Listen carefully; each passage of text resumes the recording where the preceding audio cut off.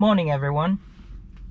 Today we're doing the old layout where the camera is inside the car, and the reason why we're doing this is I want to give some tricks and tips to the new FSD Beta testers that will be enrolled very soon. So Elon tweeted that there will be more people onto the FSD program, so I thought it would be good to do a kind of a one-on-one video to show you what it's like to be FSD Beta testers, and a few things that I really want you to consider if you're selected through for the program. So I have a destination here. We'll just talk through as the car goes, but I want to share with you some of the things that I keep in mind as I drive along on FSD. So before we get into that, let's talk a little bit on how to get into the program. So there's a lot of confusion. It was kind of tweeted by Elon that they will be expanding the program, and not sure exactly how to let them know that they would be interested. The latest information as of today is that they will be pushing a button in the coming days, I think 10 days, Elon's timeline, where you'll be able to request the download of the beta. That doesn't guarantee, I don't think that guarantees that you're going to get it, because there's still something, they still need to kind of review your habits, etc. But it's still, it kind of puts you in the list, which is good. Now, for that button, you go into services or service, and then it will appear here. Keep an eye on that, on this here. Yeah, there's a bit of debris on the right, so taking over. Okay, so around here, I'm not 100% sure. We'll see when it's released, but he said under service, so potentially under service. It might be under software. That's where it makes more sense to me, but they would know better. So that's the first thing, the how to request it. The other thing is, how will they be selecting? Based on the information we got, they are collecting your VIN, which is normal. They're collecting your location, and they're gonna look through your driving habit or driving history. So let's talk about location first. Location, not all the states apparently have the regulation and have everything in place to allow for this. I'm not 100% sure, but that's based on what the information is available. So location is going to be key. I would suspect that, you know, if you're aware of one beta testers that is already in the program that is around where you live or in the state that where you live, I don't think there would be an issue with that.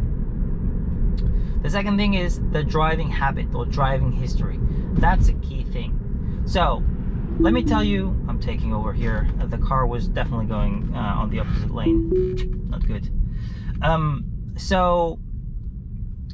Driving history here, or driving habit. I personally, I'm always on chill mode. Always. Like there's very rarely that I would put in standard or you know, with steering wheel, etc. I live it in chill, and I'm always very often at the speed limit. It's really rare that I go over the speed limit. I, you know, don't accelerate, don't brake hard, etc. I really just cruise along. Yeah, it's going again onto oncoming traffic. I think the issue here is that it might think at some point it's a one-way, and therefore it's making a left to make that left turn. So oh, come on, here we go.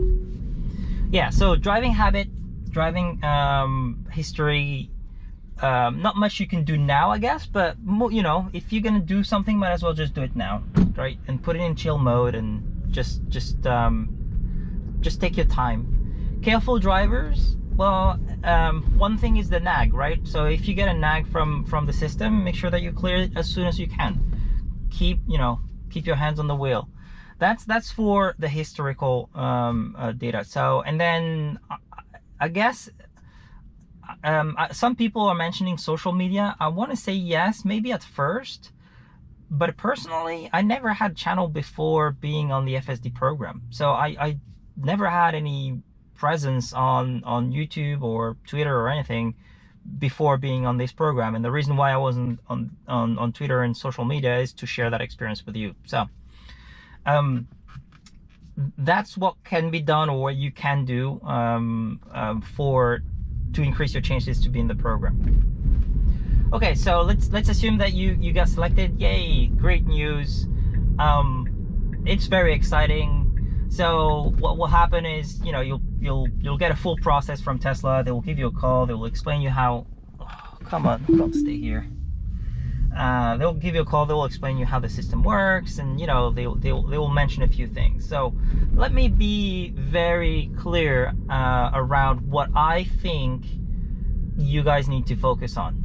So let me stop here. Let me set up another destination for us to keep experiencing FSDs. Let's go maybe here. So the very first thing you're gonna have to be very aware of is safety first. Safety is critical. Safety is everything. Guys, this is your car. You are driving it. You have to pay attention 100% of the time. If you feel that it's too close to a curb, if you feel it's too close to a car, even if I want to take over now and I don't feel comfortable, take over. It's fine. It matters most that you are safe than that the car gets a disengagement, or that even, you know, if one day you put a video online and you're worried that people will tell you this or that. Hey, don't look at that. It's you, your car, you're driving, you pay attention, okay? I really want you to be extremely careful when you're doing all of that, because one of the worst thing that will happen is someone getting into a crash because they're not paying attention. We see that every single day with autopilot now. Not every single day, but we see it a lot. There's a lot of people that are abusing the system, ignoring the nags, etc. And I really want people on, at least on this FSD Beta program, even if we're expanding, that we're extremely careful. So that's the very first thing. The second thing is, so when we talk about safety, and I know you guys probably want to share all of that, and you know, I was the same. I wanted to share all, you know, how the car was doing and my drives, and I want to record. So we'll talk in a later video about things to consider when you record. That was weird. The lane is very wide, so the car is just not sure exactly where to stand. We'll talk about how what video equipment and how to record and what to do. But when you're driving, and I know it's very tempting, I do really know that it's really tempting, is you see something and you want to pull the GoPro and you'll be like, you know what, let me record that. Where are you going? That's okay, that's fine. I want to record that. I want to, you know, I'll kind of want to capture that. Please don't. The best thing you can do is let it go. Take your dash cam and just, you know, share based on the dash cam. So you would just say, look, I was on AP, I was on FSD, and you know, this happened, and the car did this and that. That's plenty enough. Like I have shared on Twitter. You know, it was, I can't remember, it's probably like 100 or thousands of bikes around me. I didn't have my GoPro, and I wish I had it on, but it wasn't. It was just on the moment. So I just pulled the footage from the dash cam and I just shared that. That's totally fine. So yeah, so don't try to play with the cameras. Don't try to, like, you know, get your GoPro. The other thing is, when I'm driving, I try to keep my hands on the wheel, and that's why we have the camera inside today and not outside, and the other one aiming at the screen. Is I want you to see exactly what I'm doing, and I'm constantly looking at the road and the road condition, the cars around me. And for instance, I'll give you a good example. Those pillars here, like those suspended rails for the train, at first they were not seen by Tesla. Like they're not labeled, they're not understood by the car. So, and I assumed that they were.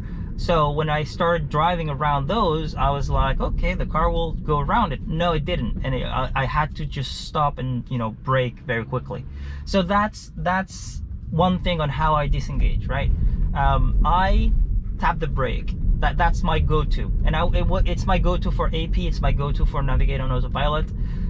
I kind of like to disengage. I know sometimes I just, you know, force the steering wheel. That's fine, but if you force the steering wheel, then the speed, the cruise control stays. Look, this cruise control stays. And sometimes I wanted to kind of, you know, disengage, and then the car would still continue. So I'm not very comfortable with cruise control. I'd prefer to just tap the brakes lightly so I can take control over. So for instance, this is a good example. I'll be extremely careful here. There's a lot of shadows, there's some, you know, pillars or suspended rails, there's, you know, there's no lines, so I'm very, very careful in those kind of unusual situations. What else? Parked cars is a big thing. Right now I'm not comfortable around a car that is stopped in the middle of the road.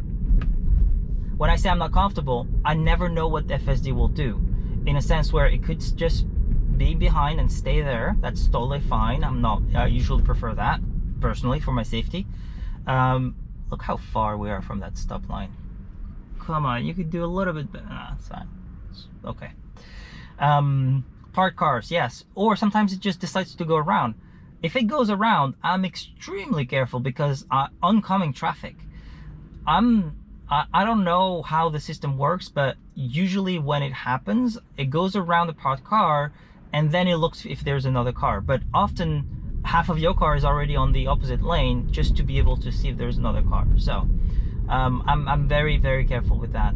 The other thing is traffic lights. Right turn on traffic lights.